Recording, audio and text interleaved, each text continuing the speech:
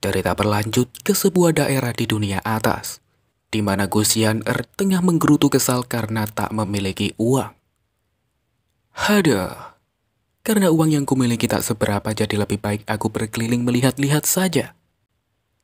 Semakin dipikirkan membuatku menjadi semakin emosi. Jika bukan karena Gu Changge, bagaimana mungkin aku berakhir di jalanan seperti ini? Lalu tiba-tiba muncul seorang pria menghadang Xian'er. Pria itu pun memperkenalkan dirinya dan bertanya pada Xian'er. Aku adalah Jin Yu. Siapa namamu, gadis kecil? Tadi kulihat sepertinya kau tertarik dengan beberapa benda di sini. Kebetulan aku memiliki, tidak perlu repot-repot. Aku tidak suka benda-benda di sini, ucap Xian'er yang memotong perkataan Jin Yu sambil berjalan melewatinya. Dan di saat itu pula dia mengingat nasihat dari masternya. Orang yang bersikap terlalu baik biasanya menyimpan niat buruk. Itulah yang diajarkan master ketiga padaku. Pria bernama Jin Yu itu pun mencoba menghadang dan bertanya lagi pada Xian'er. Nona, apa kau bahkan tahu siapa aku? Xian'er pun mengatakan, aku tak peduli kau siapa. Jadi jangan halangi jalanku. Mendengar perkataan tersebut, Jin Yu pun kesal. Jangan menolak permintaanku saat aku masih bersikap baik, atau kau akan menerima konsekuensinya. Memangnya kenapa? Tanya Xian'er. Belum sempat menjawab, tiba-tiba Jin Yu dikejutkan dengan kemunculan seekor naga. Orang-orang sekitar yang melihat itu pun langsung mengenali kalau naga tersebut adalah milik Gu Changge. Gu Changge yang baru tiba dan melihat kehadiran Xian'er pun berpikir dalam benaknya. Padahal baru saja Yanji memberi kabar terkait desa Persik. Tak kusangka aku akan bertemu dengannya di sini. Meskipun sudah kuduga bahwa ada orang kuat yang mendukungnya. Namun sekarang saat dia bertemu denganku, sepertinya dia juga mengalami sebuah masalah. Sementara itu Xian'er yang melihat Gu Changge langsung refleks memegangi dadanya. Dia pun terlihat sangat geram karena mengingat perbuatan Gu Changge pada dirinya. Di sisi lain, Jin Yu tak tahu kalau naga tersebut adalah milik Gu Changge. Dia pun memilih untuk mengabaikannya dan mengerahkan anak buahnya untuk menangkap Xian'er. Melihat hal tersebut, Gu Changge tak tinggal diam dan langsung menyerang anak buah Jin Yu. Kau! Teriak Jin Yu yang melihat ke arah serangan datang.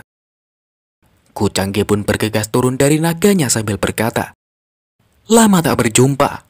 Sepertinya kau melewati hari-harimu dengan baik selama ini. Dan di saat itulah Jin Yu baru sadar kalau orang yang tadi menunggangi naga dan menyerang anak buahnya adalah Gu Changge. Lalu saat melihat Gu Changge berjalan mendekat, Jin Yu pun berinisiatif untuk balik menyapa. Saudara Gu, bisa saja. Sudah lama tak berjumpa denganmu. Belum selesai bicara, Jin Yu pun terdiam karena melihat Gu Changge berjalan melewatinya dan malah menuju ke Xian'er. Tidak buruk, kau tumbuh besar dan jadi lebih cantik dari sebelumnya, ucap Gu Changge sembari menjahili burung peliharaan Xian'er. Sementara itu Jin Yu yang merasa diabaikan marah dan berteriak. Gu Changge, apa yang kau lakukan? Tanpa banyak bicara, Gu Changge langsung memukul Jin Yu. Jin Yu yang mengalami hal itu pun terpental mundur. Siapa kau? Bisa-bisanya mengganggu kami. Apa kau tak lihat? Aku sedang bicara dengan saudara perempuanku. Orang-orang sekitar yang menyaksikan kejadian itu pun terkejut. Diam kau, Gu Changge. Jika memang benar kau peduli, mana mungkin kau melakukan hal sekecil itu padaku? Ucap Xian'er. Gu Changge yang mendengar itu pun diam sejenak sambil memandangi poin keberuntungan Xian'er. Padahal tak mudah bagi kita untuk bertemu. Tak kusangka kau akan bersikap seperti ini padaku. Kau sungguh membuat hatiku terluka. Jika kau kemari hanya untuk memastikan bahwa aku masih berada dalam genggamanmu, maka kau tak perlu khawatir. Ada celah yang begitu besar pada kekuatan kita, dan untuk sekarang aku tak punya rencana melawanmu. Baguslah kalau kau menyadari batasanmu. Mendengar perkataan tersebut, Xian'er pun menjadi kesal. Lalu di saat yang sama, Jin Yu yang sedang marah berteriak pada mereka. Kucangge, posisimu sama sepertiku. Jadi jangan keterlaluan. Apa kau mempermalukanku seperti ini karena tidak menganggap keluargaku? Apa kau pikir kau pantas untuk hal itu? Hanya aku, satu-satunya yang boleh membuli saudara perempuanku. Jika kau berani menyentuhnya, maka kau harus mati saja, kata Kucangge sembari mengarahkan tangannya ke wajah Jinyu. Jinyu yang melihat itu pun mulai ketakutan. Dan di saat itulah Kucangge menjentikan jarinya. Lalu dalam sekejap, Jinyu yang berada di hadapannya langsung hancur tak bersisa. Jiwa miliknya pun berterbangan di udara. Para anak buah Jinyu yang menyaksikan hal itu bergegas menuju ke Kucangge. Namun belum sempat melancarkan serangan, mereka sudah mati di tangan naga milik Kucangge. Lalu di waktu yang sama, artefak yang dibawa Jinyu hancur. Hal itu pun membuat jiwanya yang tadi berterbangan kembali menyatu. Setelah menyatu, jiwa milik Jinyu pun bergegas pergi dari sana. Tetua Yanji yang juga melihat hal itu pun bertanya pada Kucangge, "Tuan muda, apa Anda akan membiarkan dia kabur seperti ini?" Kucangge pun berkata pada Tetua Yanji, "Dia masih berguna untukku. Jika aku ingin dia mati, maka dia akan mati, entah itu sekarang atau nanti." Orang-orang sekitar yang menyaksikan kejadian itu pun terkejut. Mereka tak percaya kalau Kucangge akan berani membunuh Jinyu yang juga merupakan seorang murid penerus.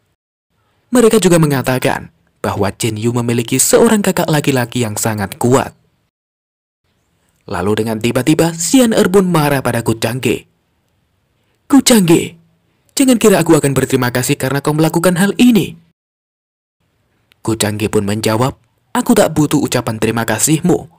Aku hanya ingin orang-orang tahu bahwa tak ada yang boleh membulimu selain diriku." Mendengar itu, Xian Er pun menjadi semakin kesal. "Berhentilah berpura-pura. Aku tak butuh perlindunganmu. Sebenarnya apa yang sedang kau rencanakan?" Sambil mendekat pada Xian Er, Kucangge berkata, "Mungkin aku melakukan hal ini karena rasa bersalah yang ada dalam hatiku, sehingga aku ingin menebus kesalahan yang dulu pernah ku perbuat. Atau mungkin saja, aku melakukan ini hanya untuk melihat ekspresi bencimu padaku. Ekspresi dari seseorang yang tak dapat melakukan apapun meski ia sangat membenciku." Xian Er yang mendengar itu pun hanya bisa menahan amarahnya sambil berkata, "Cepat atau lambat, aku pasti akan membuatmu merasakan semua penderitaan yang kulalui." "Baiklah, kalau begitu kau harus berlatih lebih keras lagi," ucap Kucangge sembari membelai kepala Xian Er. Xian Er yang mengalami hal itu pun hanya bisa diam sembari menahan amarahnya. Lalu tiba-tiba datang beberapa orang yang merupakan penegak hukum di istana Taoist Deity. Salah seorang pria yang baru datang itu pun menyapa Kucangge. "Murid penerusku, Anda pasti tahu peraturan istana Taoist, jadi saya harap Anda tidak merepotkan kami hari ini." Kucangge pun menjawab, "Tidak masalah. Aku baru saja kembali. Aku kemari hanya untuk mengunjungi para tetua." Setelah mengatakan hal itu, Kucangge pun pergi dari sana bersama para penegak hukum. Xian Er yang melihat mereka pergi pun berkata, "Bajingan itu, apa dia kemari hanya untuk mengejekku? Konsekuensinya terlalu besar jika dia menyinggung murid penerus lainnya seperti tadi. Meskipun tindakannya salah, dia sedikit berbeda dengan yang dulu. Namun dia masih tetap kejam seperti biasanya. Dia bahkan tidak berkedip saat membunuh orang itu. Tak peduli mau bagaimanapun, mulai sekarang aku harus berhati-hati," pikir Xian Er dalam benaknya. Kemudian Xin beralih ke sebuah tempat di istana Immortal, di mana jiwa Jinyu yang berhasil kabur menghampiri dan mengadu pada kakaknya. "Kakak, kau harus membalaskan dendamku. Kucangge sudah sangat keterlaluan. Aku bahkan tidak menyinggungnya, tapi dia langsung membunuhku di tempat. Jika bukan karena artefak yang kubawa, aku pasti sudah musnah dari dunia ini." Kakak dari Jinyu yang bernama Jinzhou pun berkata, "Aku tahu dengan jelas apa yang terjadi di luar sana. Tapi jika bicara soal ini, bukankah itu karena perbuatanmu sendiri?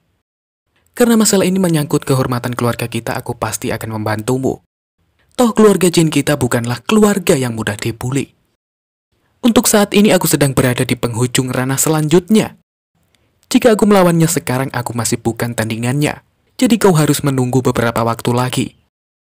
Dan ketika aku berhasil menerobos nanti, akan kupastikan untuk menjadikan Kucangge sebagai batu pijakanku.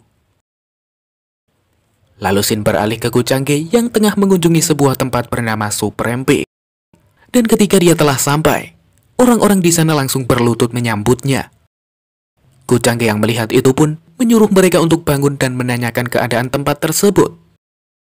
Salah seorang pria di sana pun menjelaskan bahwa tak ada masalah besar yang terjadi selama kepergian Kucangge. Pria itu juga memberitahu tentang pangeran pertama Chu yang berhasil menerobos ke ranah puncak Secret Emperor. Dan di saat yang sama, wanita yang berada di samping si pria juga menambahkan bahwa murid penerus Yin dari keluarga Nine-Tailed Fox ingin bertemu dengan Kucangge. Lalu Shin beralih lagi ke dalam Supreme Peak, di mana Kucangge tengah duduk sendirian sambil meningkatkan kultivasinya. 8.000 poin takdir telah kugunakan untuk naik ke pertengahan ranah Secret Sovereign. Harusnya ini sudah cukup untuk menarik perhatian seluruh alam. Berdasarkan rencana ayah, menguasai istana Daois adalah langkah pertama yang ingin dia capai dengan membuatku menjadi murid penerus tetap. Soal kekuatan aku tak perlu mengkhawatirkan banyak hal, karena dalam hal ini kekuatanku jauh lebih kuat dibandingkan dengan murid penerus lainnya, termasuk Chu Bunian sekalipun. Namun meski begitu, jika aku ingin merencanakan sesuatu pada istana Daois, pasti akan ada banyak tetua yang mencegah hal tersebut terjadi. Termasuk Great Elder, salah satu eksistensi paling ditakuti di seluruh dataran dunia atas. Seorang abadi yang mungkin sudah tahu tentang hati iblisku. Sebuah eksistensi yang menyokong istana Daois selama ribuan tahun. Orang seperti dia pastilah bukan target yang mudah. Sejak kembali ke dunia atas, aku merasa energi demonik dalam tubuhku seakan ingin meledak-ledak. Apakah ini efek dari menelan jiwa Lintian dan Supreme Master? Devouring Demonic Art adalah sebuah teknik yang dapat menelan jiwa seluruh makhluk yang ada di bumi maupun langit. Dan hari ini, aku ingin melihat seberapa jauh kultivasi yang bisa kucapai dengan tubuh iblisku. Lalu di saat itu pula, Kucangge mengeluarkan sebuah benda. Dia pun melemparkan benda itu ke sudut-sudut ruangan. Sebuah barrier pun muncul dari benda tersebut. Dan di saat yang sama, dia langsung melepaskan energi demonik yang telah ia tahan sepanjang waktu. Dia pun lanjut memasuki alam bawah sadarnya dan mulai berkultivasi. Dengan cepat dia berhasil menerobos 3 ranah sekaligus.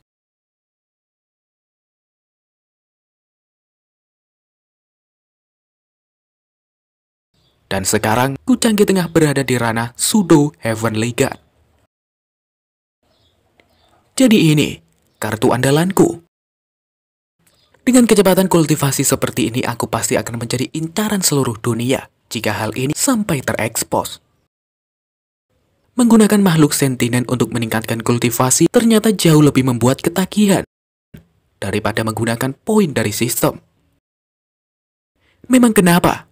Jika seluruh dunia jadi musuhku, toh aku sendiri sudah tak mengikuti representasi dari seorang penjahat. Akulah bos terakhirnya, pikir Kucangge sembari tersenyum lebar.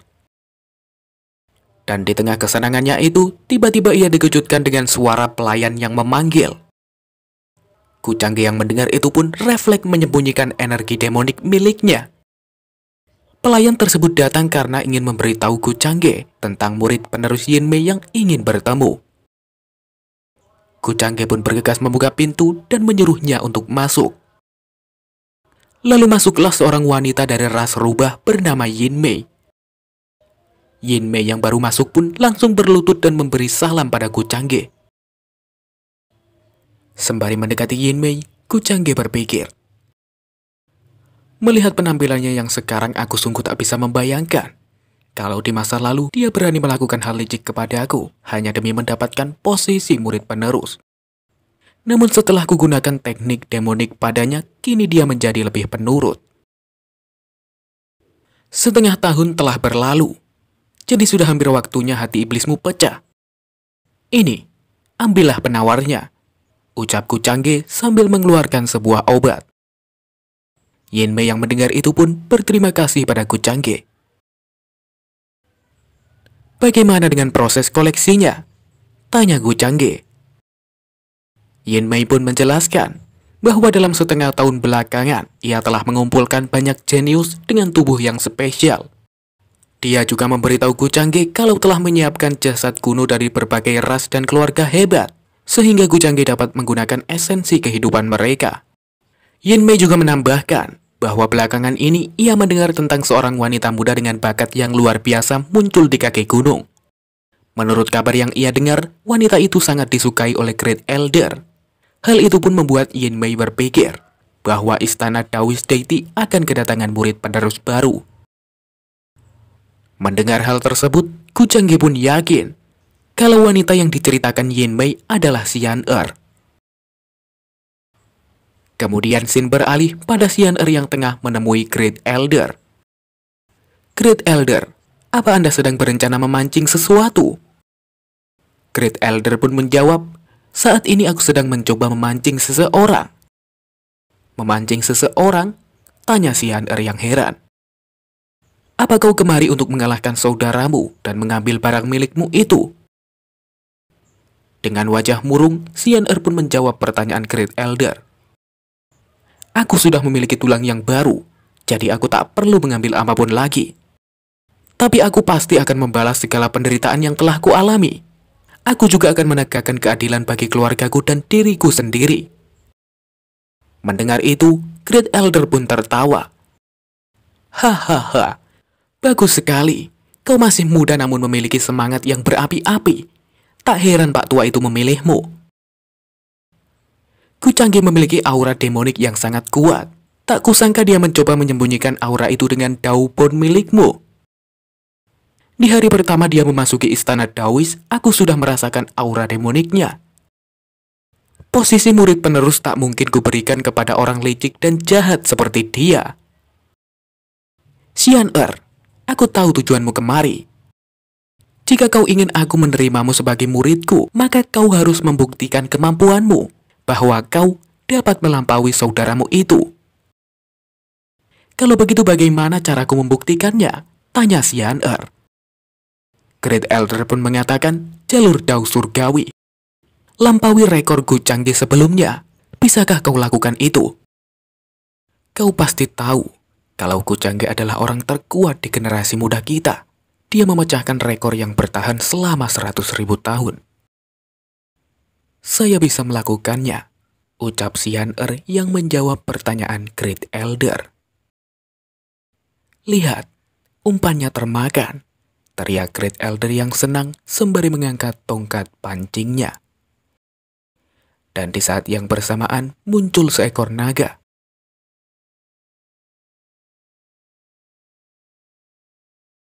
Naga itu pun kemudian berubah menjadi manusia dan menyapa Great Elder. Saya Chu Wunian, ingin bertemu dengan Great Elder. Lalu ketika Chu Wunian melihat Xian Er, ia pun berkata, Ho, jadi itu adik termuda yang belakangan ini dibicarakan. Xian Er yang mendengar itu pun memberi salam pada Chu Wunian. Kau datang di waktu yang tepat.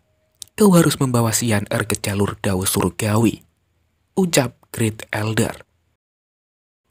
Jalur Dao Surgawi? Tanya Chu Wunian. Kudengar wanita ini menyimpan dendam pada Gu Changge. Sepertinya dia memiliki sebuah rahasia untuk menjatuhkan keluargaku.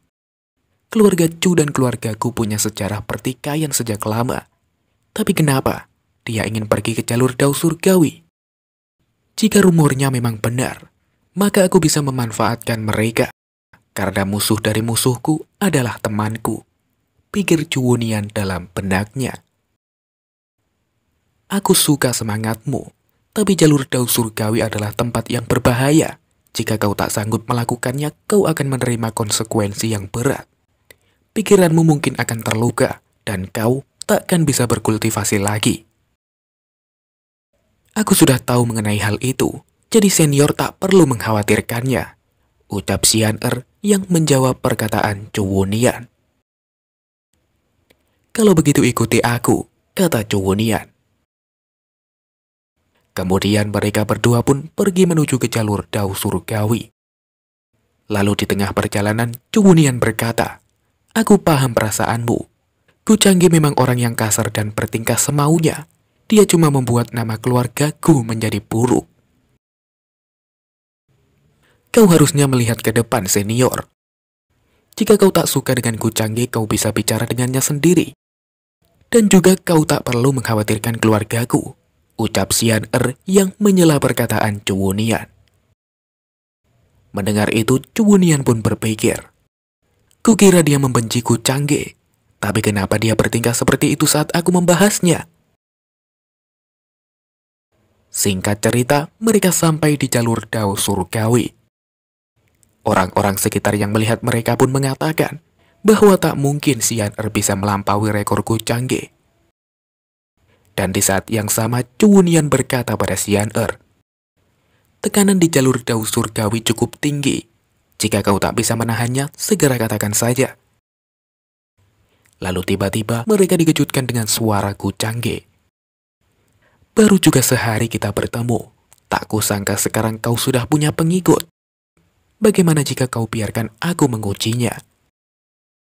Jadi ini, gadis kecil yang ingin dijadikan Great Elder sebagai murid. Cantik juga dia, ucap Yin Mei yang datang bersama Kucangge. Melihat mereka, Xian Er pun bertanya, "Kucangge, kenapa kau di sini?" Kucangge pun mengatakan, "Kau belum menjawab pertanyaanku. Senior Chu di sini untuk mengantarku atas perintah dari Great Elder, dan dia bukanlah pengikutku." Jadi begitu, sayang sekali. Padahal aku ingin memastikan apakah dia pantas untuk menjadi pengikutmu. Mendengar itu, Cuwunian berkata, "Kucangge, asal kau tahu, Great Elder sendirilah yang memintaku untuk mengantarnya ke jalur Dao Surgawi. Jangan bilang kau ingin menghentikannya. Kau tak perlu menggunakan nama Great Elder untuk mengancamku. Apa kau kira dia akan ikut campur dalam pertarungan antar junior? Selain itu, aku sedang bicara dengan adikku. Siapa kau? Beraninya mengganggu?" "Kucangge, jangan pikir kau bisa melakukan apapun yang kau mau. Memangnya kenapa jika aku melakukannya? Memang seberapa kuat dirimu hingga berani menghinaku?" ucap Cuwunian sembari menyerang menggunakan teknik andalannya. Sebuah energi berwujud naga pun keluar dari tangannya. Energi itu pun langsung mengoyak tubuh Kucangge yang berada di hadapannya.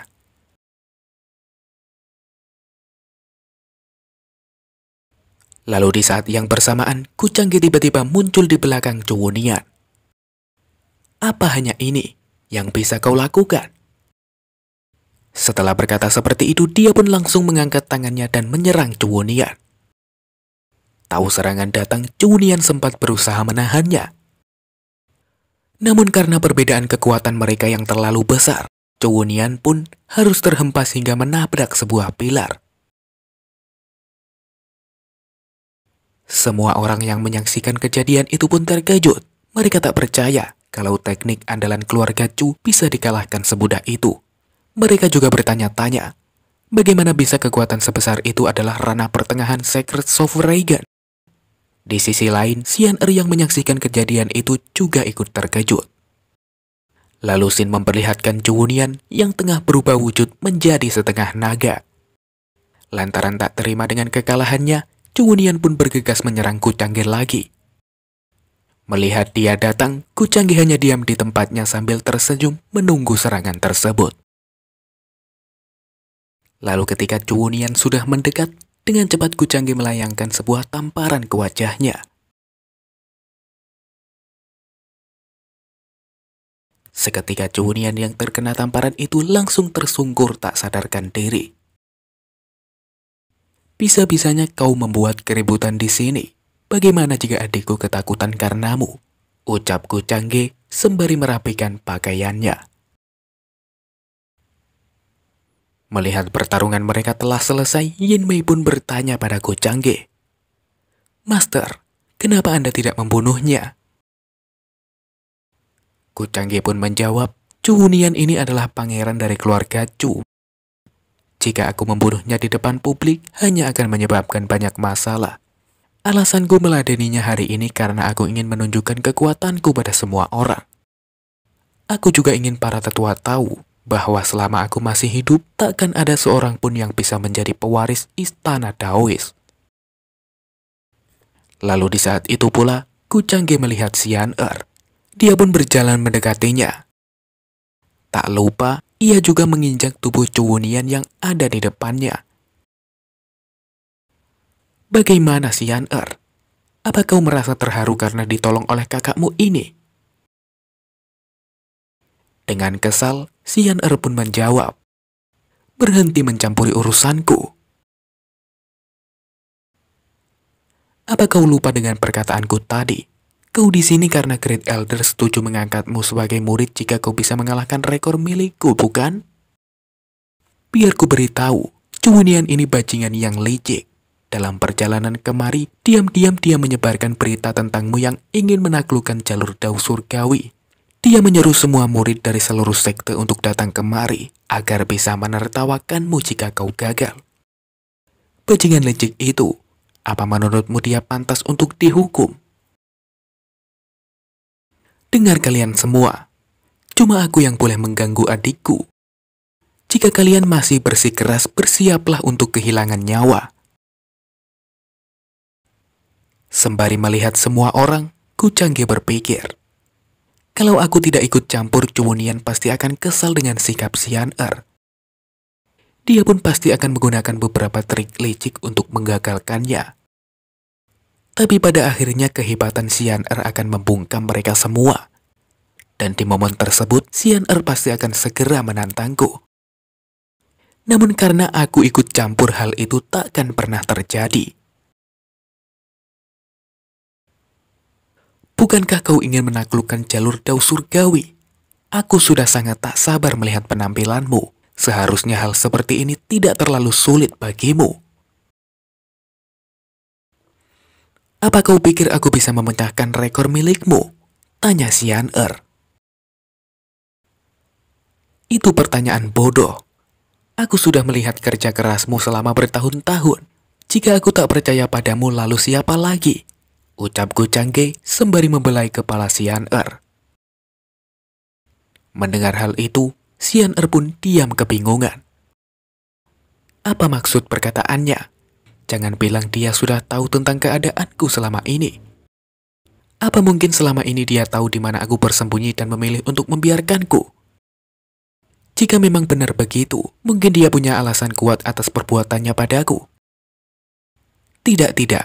Apapun alasannya takkan bisa membenarkan perbuatan kejinya.